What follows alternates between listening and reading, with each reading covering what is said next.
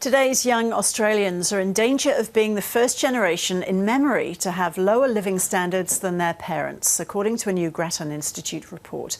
And the research also shows that older Australians spend more and have higher incomes than their counterparts 3 decades ago.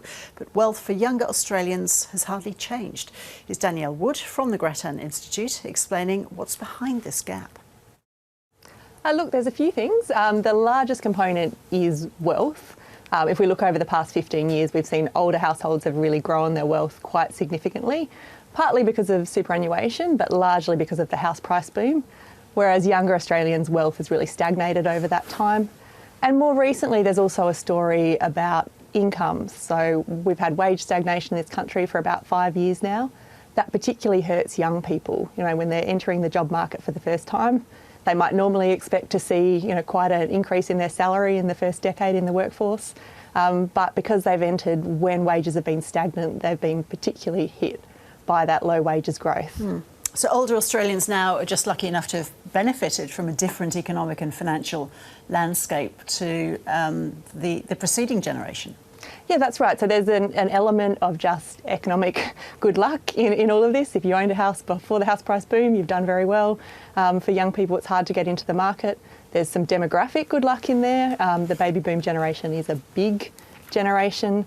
As they hit retirement age, there's going to be fewer working age people for every person over 65, which makes just the cost of supporting older Australians in retirement more expensive. But at the same time, I would argue that some of those kind of luck factors have been exacerbated by policy choices that governments have made. Such as? So in housing, I think we've restricted supply of housing because of planning rules in the sort of inner suburbs and the middle suburbs, which has meant housing's just simply not been able to keep pace with demand and population growth, and that's partly behind the rise in prices that we've seen. We've made budget pressures more intense for younger Australians through a series of decisions that increase transfers to older households. So there's a lot of tax breaks for better off older households, such as tax-free super in retirement, franking credits, things that didn't exist in the past that now have exacerbated some of those future budget challenges. So the idea that young people are profligate and buying too much smashed avocado and Wagyu beef, that's just a myth? Well, some may be, probably not the ones that I know, but certainly if we look at the data, what we see is, yes, young people are spending a bit more than young people did 30 years ago, but that spending is really on essential goods, particularly housing, which has become a lot more expensive since that time. They're actually spending less overall on non-essentials, so things like alcohol and clothing and recreation.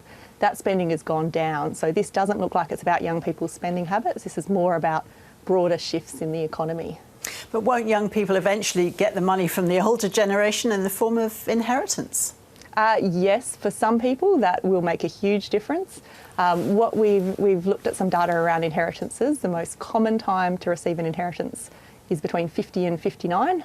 And as life expectancy continues to increase, which of course is a good thing, but it does mean people are inheriting later in life. So that money's not necessarily coming at the time when young people might most benefit from it, when they're trying to buy a house or raise a family. The other point about inheritances is they tend to go to people who are already wealthy. Wealthy parents are more likely to have wealthy children, so it will increase wealth inequality. Some people will be absolutely fine and do very well from inheritances. Others really won't get much of a benefit at all. So if younger Australians do become the first generation to be less well off than their parents, Danielle, what are the implications of that?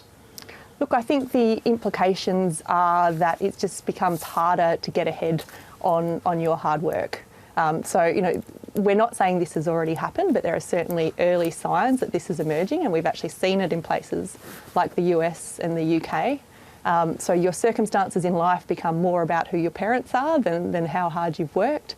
And I think you can end up with quite a disillusioned generation as well. I think Australians have always expected that they will be better off than their parents, and a generation left behind is, I think, something none of us would like to see.